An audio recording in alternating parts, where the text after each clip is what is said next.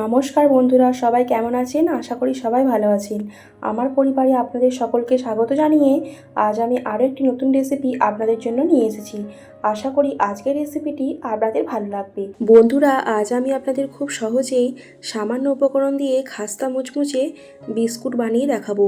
আপনারা এই রেসিপিটি খুব কম সময়ে এবং খুব সহজেই বানিয়ে নিতে পারবেন। দেখুন, তার জন্য আমি এখানে একটি পাত্রের মধ্যে 2 কাপ পরিমাণ মতো আটা নিয়েছি। এরপর পরিমাণ মতো লবণ দিলাম এবং পরিমাণ মতো চিনি দিলাম। আমি এখানে চিনিটা আগে থেকেই গুঁড়িয়ে নিয়েছিলাম। বন্ধুরা, আপনারাও চিনিটা খুব ভালো করে গুঁড়িয়ে নিয়ে এর মধ্যে দেবেন এবং 2 চামচ পরিমাণ মতো সাদা তিল দিলাম। বন্ধুরা, এর মধ্যে সাদা তিল দিলাম তার কারণ সাদা তিল দিলে খেতে কিন্তু খুব সুন্দর লাগে। সমস্ত কিছু উপকরণগুলি একসাথে খুব ভালো করে মিশিয়ে নিলাম। এরপর পরিমাণ মতো তেল দিয়ে ময়ান দিয়ে দেব। আমি এখানে 4 চামচ পরিমাণ মতো তেল দিলাম। বন্ধুরা, আমি এখানে একদম হালকাভাবে ময়ানটা দিয়েছি, খুব একটা ভালোভাবে ময়ান না দিলেও চলবে। দেখুন বন্ধুরা, এখানে ডোটি মাখার জন্য দুধ নিয়েছি। এখানে দুধ দিয়েই খুব ভালো করে ডোটি মাখতে হবে। ডোটি একদম শক্ত করে মেখে নেব। বন্ধুরা, ডোটি মাখার আগে দুধটা একদম হালকা কুসগরম করে নিয়েছিলাম। আপনারা চাইলে জল দিয়েও একদম শক্ত করে মেখে নিতে পারেন, তবে দুধ দিয়ে মাখলেই কিন্তু সবথেকে বেশি ভালো হয়। তবে জলটাও কিন্তু হালকা কুসগরম করে নেবেন। এরপর দেখুন, একদম শক্ত করে একটি ডো তৈরি করে নিয়েছি। ডোটি প্রায় আধ ঘন্টার মতো ঢাকা দিয়ে রাখলাম। ততক্ষণে এদিকে কড়াইয়ে তেল গরম হতে দিয়েছি। প্রায় আধ ঘন্টার মতো হয়ে গেছে। এরপর ডোটি একবার মেখে নেব। বন্ধুরা, আপনারা একটু ভালো করে খেয়াল করে দেখুন, আমি এখানে যেটার উপরে বেলবো পাথরের চাকতিটা একটি মোটা প্লাস্টিকের মধ্যে ভরে দিয়েছি। তাতে করে বেলতে বেলতে আটকেও যাবে না এবং আটা চাকতির মধ্যে লাগবেও না। বেলতে খুব ভালো সুবিধা হবে। আপনারা কিন্তু এই টিপসটি ব্যবহার করতে পারেন। এরপর এদিকে বড় বড় সাইজের 3টি ডো করে নিয়েছি। বন্ধুরা, ডোটি শক্তভাবেই কিন্তু মাখতে হবে। আমি ডোটি শক্তভাবেই মেখেছিলাম। অত বড় ডোটা একবারে তো আর বেলা যাবে না, তার জন্য আমি এখানে 3 ভাগে ভাগ করে নিয়েছি। তারপর হাত দিয়ে চেপে চেপে খুব সুন্দর করে গোল করে নিই। দেখুন, এরপর এক একটা করে ডো নিয়ে খুব সুন্দর করে বেলে নেব, তবে একটু মোটা করে বেলতে হবে। দেখুন, এখানে আটা বা তেল কোনো কিছু না দিয়েই কিন্তু ডোটা খুব সুন্দর করে বেলে নিচ্ছি। চাকতিটা প্লাস্টিকের মধ্যে কুড়িয়ে নেওয়ার জন্য চাকতির মধ্যে কিন্তু একটুও লাগবে না এবং ডোটি আটকেও যাবে না। বেলতে দেখুন কত ভালো সুবিধা হচ্ছে।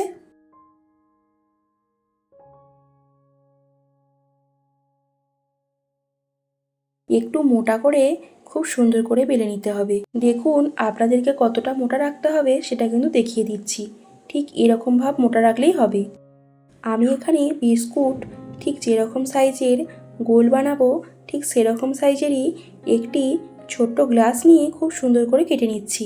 আপনারাও যেরকম মাপের কাটবেন যাতে সুবিধা হয়, আপনারাও সেরকম মাপের একটি সুবিধা মতো জিনিস নিয়ে খুব সুন্দর করে কেটে নেবেন। দেখুন, খুব সুন্দর করে বিস্কুটগুলি এক এক করে কেটে নিচ্ছি। এখানে যতগুলি বিস্কুট হবে ততগুলি বিস্কুট কেটে নেব এবং বাকি অংশটা আবারও ঠিক এরকমভাবে বেলে নিয়ে আবারও তৈরি করে নেব। বন্ধুরা, বিস্কুটের ওপর একটু তো ডিজাইন করতেই হবে, না হলে দেখতে ভালো লাগবে না। তার জন্য আমি এখানে অল্প একটু ডিজাইন করে নিচ্ছি। আপনারা ডিজাইন করে নিতেও পারেন, আবার ডিজাইন না করতেও পারেন, তবে ডিজাইন করলে একটু ভালো লাগবে এই আর কি। আমি এখানে ছুরির পেছনের দিকটা দিয়ে একটু কাটা কাটা চিহ্ন করে ডিজাইন করে নিচ্ছি।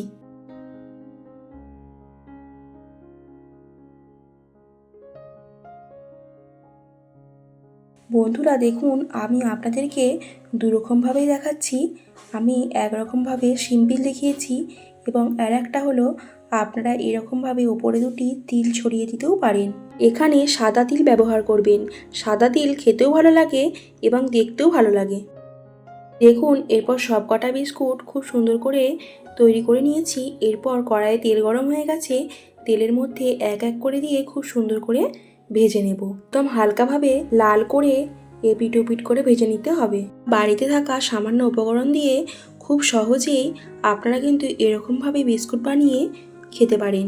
একদম মুচমুচে এবং খাস্তা বিস্কুট প্রতিদিন সকালে বিকালে চায়ের সাথে আপনারা খেতে পারেন। খেতে কিন্তু খুব সুন্দর হয়। এই বিস্কুটটি বাড়ির বাচ্চারাও খেতে খুব পছন্দ করবে, বাচ্চা থেকে বড় সকলে। তাহলে আজকের রেসিপিটি আপনাদের কেমন লাগলো অবশ্যই কিন্তু একটি কমেন্ট করে জানাবেন। আর আমার ভিডিওটিতে লাইক করতে কিন্তু একদমই ভুলবেন না। বন্ধুরা, আপনাদেরকে বিস্কুটটা ভেঙে দেখাচ্ছি। দেখুন ভেতর থেকে কত সুন্দর মুচমুচে এবং খাস্তা হয়েছে। আর আমার নতুন নতুন রেসিপিগুলো দেখার জন্য আমার চ্যানেলটিকে সাবস্ক্রাইব করে আমার পাশে থাকবেন। বন্ধুরা, আপনারা সকলে ভালো থাকবেন, সুস্থ থাকবেন। আবার দেখা হচ্ছে পরের দিন নতুন কোনো একটা রেসিপি নিয়ে।